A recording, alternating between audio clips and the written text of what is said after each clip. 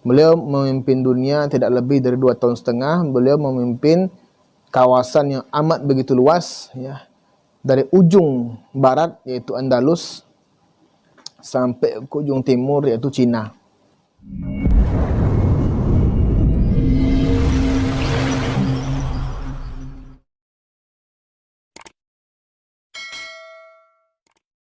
Assalamualaikum warahmatullahi wabarakatuh.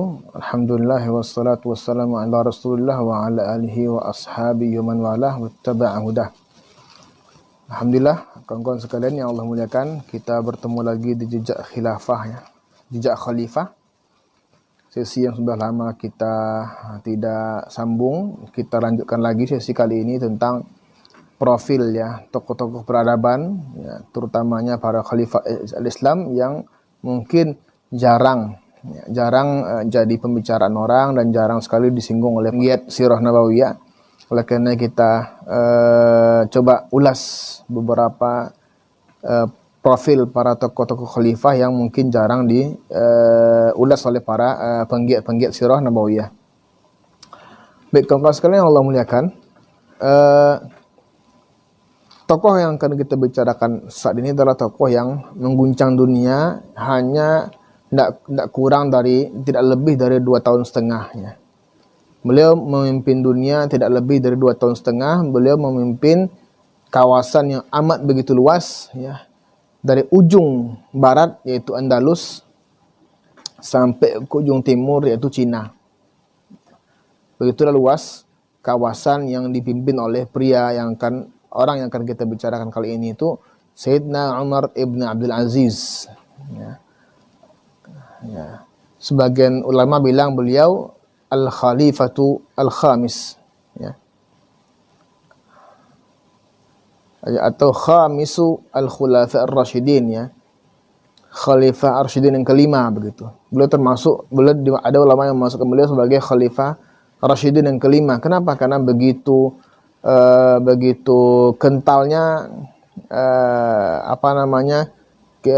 semangat keislaman, ya, ruh yang beliau bawa persis seperti yang dilakoni oleh para khulafa ar-rasyidin yang 4, yaitu Abu Bakar, Umar bin Khattab, Utsman bin Affan, dan Ali bin Abi Thalib.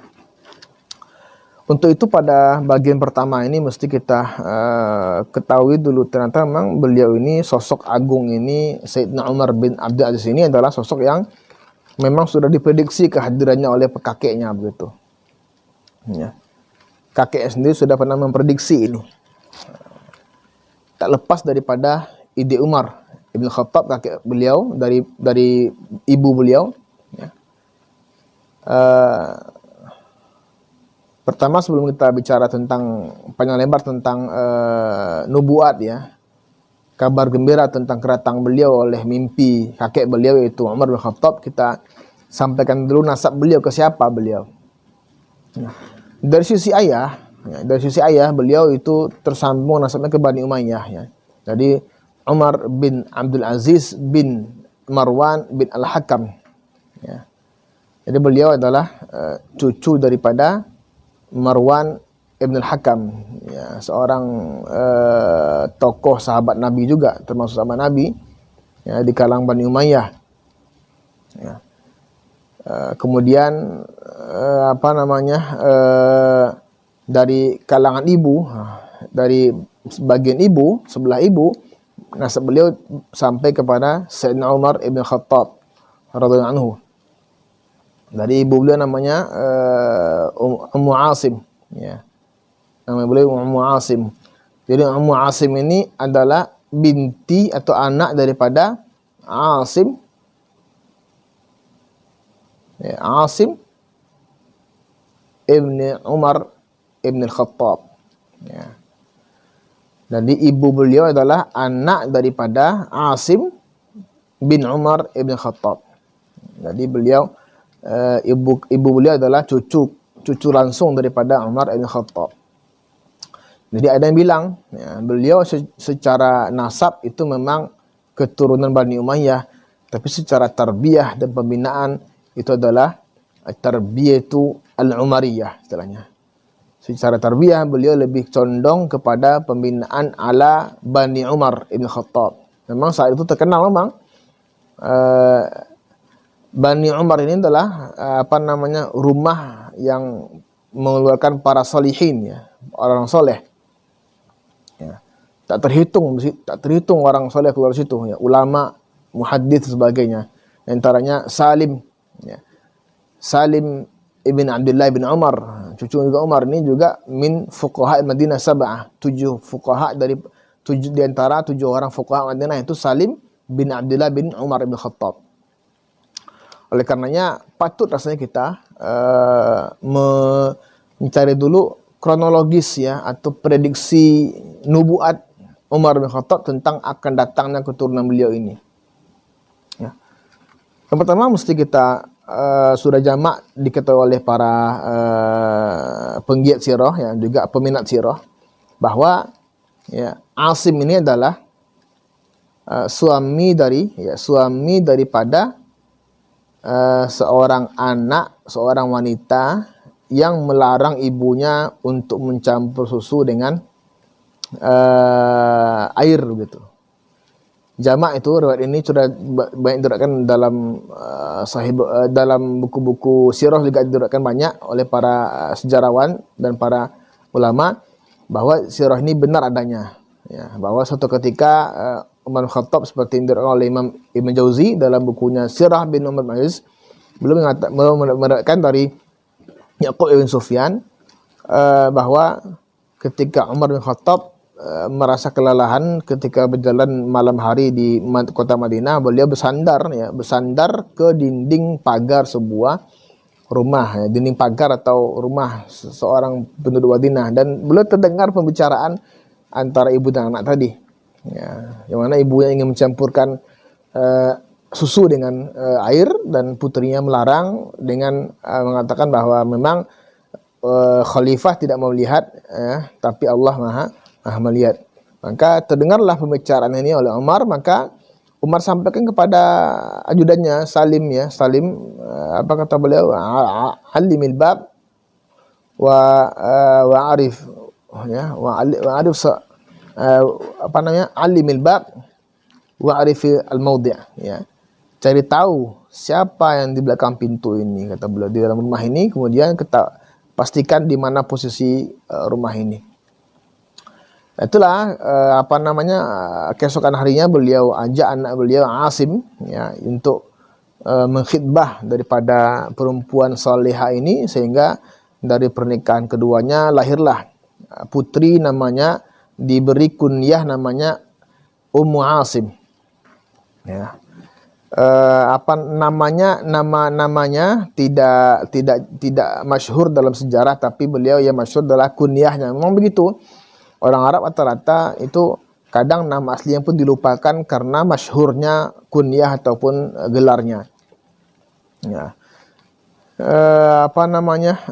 Nama kunyah tadi Ummu Asim. Ya. Beliau Ummu Asim ini pun dilamar oleh pemuda yang mulia dan tokoh dari kalangan Quraisy, itu Bani Umayyah, itu Abdul Aziz, saudara daripada Abdul Malik bin Marwan, juga khalifah Bani Umayyah.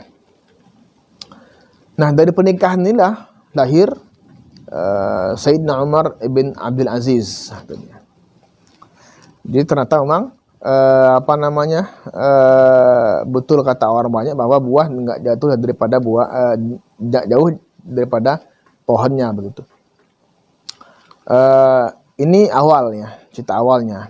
Kemudian yang kedua, kawan-kawan KNS sekalian yang Allah muliakan, kita masuk ke intinya, itu prediksi atau nubuat, kabar gembira kedatangan Umar bin Abdul Aziz ini dari kakeknya sendiri, itu Umar bin Khattab. Imam Al-Hafidh Ibn Jauzi meriwayatkan dalam bukunya Siratu Umar ibn Abdul Aziz bahwa beliau meriwayatkan dari Hadatsana Mubarak ibn Fudalah an Abdullah bin Umar, dari Mubarak bin Fudalah, kemudian dari Abdullah bin Umar, bahwa Abdullah ini termasuk anak Umar yang menanti-nanti kedatangan itu, ya. Apa kata Abdullah bin Umar? Laita syi'ri man hadzal ladzi min waladi Umar fi wajhihi alamatun yamla'ul arda adla. Jadi Abdullah ini apa namanya? Jadi mimpi. Jadi apa namanya? Umar bin Khattab ini pernah mimpi, ya, pernah apa namanya? Bermimpi dan bangun dari tidurnya, dan dia melihat di mimpinya itu ada seorang apa namanya? Akan ada dari keturunan Umar bin Khattab yang memimpin yang akan memenuhi dunia dengan keadilan, ya. Yang akan mendominasi dunia dengan keadilan. Dan pada wajahnya terdapat tanda bekas robekan, ya, bekas luka begitu. Makanya Abdullah bin Umar ini terus ini mencari-cari ini. Setiap keturunan Umar ini beliau cari itu siapa. Kata beliau kata laita syi'ri man hadzal ladzi min waladi Umar fi wajhihi alamatun yamla'ul arda adla. Siapakah di antara anak keturunan Umar bin Khattab ini yang pada wajahnya terdapat bekas luka yang nanti kemudian akan mendominasi dunia dengan keadilan. Terus itu mencari-cari begitu, ya, sampai suatu ketika di Mesir, ya. Jadi Umar bin Abdul ini lahir di Mesir, di Hilwan, ya. Dan saat itu ayahandanya beliau itu Abdul Aziz itu merupakan gubernur Mesir yang ditunjuk oleh khalifah itu kakaknya, abangnya itu Abdul Malik bin Marwan. Jadi beliau lahir pada saat ayahanda bertugas sebagai gubernur Mesir. Suatu ketika Umar kecil ini bermain kuda, ya, artinya dekat dengan kandang kuda. Kemudian kudanya terkejut mungkin sebagainya, dan kenalah wajah beliau dengan kaki kuda itu sehingga luka kening beliau drobek begitu. Kemudian Abdul Aziz ini mengatakan, ya, dilihatnya wajah anaknya setelah luka itu diobati sebagainya, dilihatnya apa kata Abdul Aziz, in kunta ashajja bani Umayyah innaka idzal la sa'id. Kalau memang yang dimaksud anak Umar itu adalah yang luka di wajah kamu ini, kata beliau, sungguh benar engkau adalah, ya, orang yang bahagia, kata Abdul Aziz bin Marwan ini. Nah, jadi memang jamaklah saat itu dikenal bahwa beliau termasuk keturunan Umar yang memiliki luka, ya, di wajahnya karena bekas sepakan tendangan kuda begitu. Nah, itu kisah prediksi kakek beliau yang memang terbukti kemudian hari begitu, ya. Memang tetap beda, ya, mimpinya orang soleh dengan mimpi orang nggak soleh itu beda. Mimpinya orang soleh itu ada ilham yang kemudian bisa mendatangkan kemaslahatan. Tapi walhasil tetap mimpi bukanlah sesuatu yang bisa dijadikan patokan dasar dalam hukum syariat. Baik, kita lanjutkan pembicaraan kita tentang bagaimana sih proses belajar Umar bin Abdul Aziz ini. Tentu sebagai layaknya orang yang tumbuh di istana, ya, orang yang lahir di istana, besar di istana, gubernur Mesir saat itu, beliau punya beberapa keistimewaan yang tidak dimiliki oleh anak-anak yang tumbuh di istana yang lainnya begitu. Mungkin kebanyakan anak-anak istana mungkin manja, mungkin pemalas sebagainya, tidak mau belajar. Tapi beda beliau itu termasuk anak yang tumbuh di istana tapi dengan pola pendidikan berbeda. Kenapa tidak? Karena ibunda beliau adalah cucu langsung daripada Umar bin Al-Khattab, dan beliau terdidik dengan didikan Umar bin Khattab. Kita tahulah, kita nggak terlalu banyak bahas tentang kakek beliau itu Umar bin Khattab, bagaimana zuhudnya, waraknya dan sebagainya. Kita lihat bagaimana Umar bin Khattab. Lihat bagaimana beliau begitu hausan dengan ilmu pengetahuan. Kata beliau suatu ketika, lau kana Ubaidullah hayyan ma sadartu illa an ra'yihi. Kalaulah seorang ulama tabi'in namanya Ubaidullah, ya, Ibn Yahya. Ya, ini ulama tabi'in kalau salah ulama Malikiyah ini. Murid Imam Malik. Atau yang jelas Saya lupa mana Ubaidullah ini, di sini maksudnya seorang ulama tabi'in. Apa kata Umar? Kalaulah Ubaidullah ini masih hidup, katanya, saya tidak akan mengambil kebijakan kecuali dengan pendapat beliau, gitu. Subhanallah. Begitulah beliau saking berpatokannya kepada arahan dan tunjuk daripada ulama. Nah, kata dia walau wadidtu anna li biyaumin wahidin min ubaidillahi kadza wa kadza. Saya benar-benar ingin memiliki satu hari dan saya hari itu belajar dengan Ubaidullah tentang ilmu itu, begitu. Begitulah bagaimana beliau syaraf, ya, betul-betul candu, betul-betul semangat dengan dalam menuntut ilmu pengetahuan. Itu dari kenapa begitu, ya? Kenapa begitu? Karena memang didikan ayahanda beliau juga, begitu. Karena ayahanda beliau Abdul sini pernah menulis surat kepada Salih bin Kaisan, tabi'in senior, ya. Jadi Salih bin Kaisan ini itu pernah diamanahi untuk mendidik Umar bin Khattab. Tapi ingat, ya, beda dengan anak pejabat lainnya. Kalau pejabat lain dulu ulama itu didatangkan ke istana, tapi tidak. Umar itu diutus oleh ayahnya ke Madinah. Allah. Jadi ayah beliau Aziz itu diutus mengutus anaknya yang masih kecil itu ke Madinah untuk belajar kepada tabi'in yang mulia, itu Salih bin Kaisan. Ya. Maka kita lihat bagaimana tarbiyah yang dilakukan oleh gurunda beliau, yaitu Salih bin Kaisan. Ini anak gubernur ini loh, anak pejabat. Suatu ketika fa'abta'a yauman 'anis shalah. Suatu ketika Umar ini terlambat untuk salat jemaah ke masjid. Ya. Kemudian bertanyalah sang guru kepada murid ini, ya, kenapa telat jemaahnya, gitu. Ma habasaka, apa yang menghalangimu untuk tepat waktu ke salat jemaah di masjid? Apa kata Umar? Kanat murajjilati taskunu syi'ri. Ya. Tukang sisirku, wahai imam, kata beliau, itu masih belum selesai dalam menyisir rambutku, kata Umar kepada sang gurundanya. Faqala, ya, berkatalah sang guru tadi, Salih bin Kaisan tadi, balagha bika hubbuka taskina syi'rik an tu'thiru 'ala shalah. Sampai segitunya kamu mencintai rambutmu sampai hal itu bisa membuat kamu terlambat jemaah ke masjid, kata sang guru. Ya. Kemudian kemudian sang guru pun menyurati ayahnya. Jadi ibaratnya kita sekolah itu dilaporkan oleh orang tua, ya, pihak sekolah itu menyusul ke orang tua melaporkan kondisi anak, begitu. Kemudian Umar bin Abdul Aziz mengirim rasul, ya, mengirim utusan untuk menemui sang guru tadi, ya, mungkin menyampaikan apalah gitu.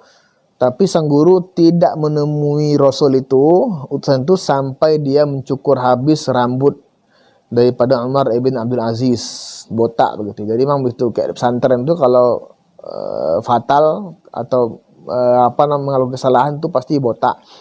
Nah, ini terjadi oleh Umar bin Khattab, Umar bin Aziz, ya, anak pejabat yang kemudian kesalahan fatal terlambat jemaah dan dihukum dengan botak rambutnya. Begitulah tarbiyah yang diajarkan oleh ayahanda beliau, gurunda beliau, bagaimana selayaknya seorang penuntut ilmu, ya. Itu. Baik itu sudah kita sampaikan tadi beberapa marhalah, ya, fase beliau dalam hidup, ya, lahir tadi, kemudian dari kecil beliau juga sibuk menuntut ilmu, ya. Beliau termasuk orang yang awal-awal, ya, di umur mudanya mengkhatamkan Al-Quran, ya, menghafal hadis dan sebagainya. Dan juga beliau juga punya sense, ya, beliau juga punya kepekaan yang luar biasa, ya. Suatu ketika, ya, diriwayatkan oleh Al-Hafidz Ibn Jauzi dalam bukunya juga bahwa ketika itu, ya, Umar ini menangis keras, ya, baka wa huwa gulamun saghir. Umar ini nangis, ya, paham lah kita gimana anak kecil nangis, ya. qad jama'al Qur'an, dan dia sudah gulam saghir ya. Gulam itu kalau Arab bilang gulam itu mungkin antara 5 sampai 7 tahun gitu. Apa kata beliau, kata perawi ini qad jama'al Qur'an, dia sudah menghafal Quran, ya, sudah khatam hafal Qur'annya. Kemudian ibunya nanya, "Mayubkika? Apa yang membuat kamu menangis?" Nah, di sini yang menarik. Ya, anak kecil, gulam gitu. Apa kata jawaban beliau? Qala dzakartul maut. Wahai ibu, aku ingat maut, aku ingat mati. Subhanallah. Qala fabakat ummuhu. Ibunya pun menangis karena ungkapan sang anak kecil tadi. Mungkin dari sini kita bisa melihat bagaimana anak kecil yang penuh dengan nilai rabbani ya, betul-betul mengakar Quran itu dalam hatinya, sehingga dengan usia sebegitu belia, beliau bisa mentadaburi dan meresapi jiwanya.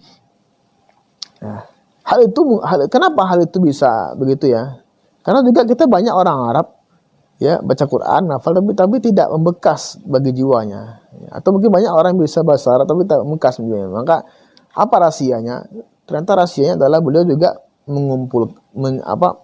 menghimpun ya, juga orang selesai dalam ilmu Arab ya, ilmu bahasa Arab dan ilmu sastra Arab. Beliau menceritakan, laqad ra'aituni wa ana bil Madinah, itu beliau ketika jadi khalifah, atau beliau berkisah lah begitu, kata beliau, laqad ra'aituni bil Madinah, aku lihat diriku dulu di Madinah ya, bersama anak kecil Madinah. Thumma taqat nafsi ilal ilmi, kemudian diriku merasa haus ilmu pengetahuan ya, yaitu ilal ilmi al-arabiyyah, kepada ilmu bahasa Arab dan ilmu syair ya, ilmu sastra. Fa asabtu minhu hajati, kemudian aku pun selesai tuntas dalam mempelajari kedua ilmu itu. Maka wajar ya, dia juga menguasai bahasa, juga menguasai syair, sehingga betul-betul bisa boleh meresapi makna daripada Al-Quran itu. Maka inilah bagian pertama daripada sirah Umar ibn Abdul Aziz yang bisa kita sampaikan pada pertemuan kali ini. Semoga bisa bermanfaat dan menambah wawasan kita, dan bisa kita jadikan sampel dalam kehidupan kita. Wal masawab. Demikian. Assalamualaikum warahmatullahi wabarakatuh.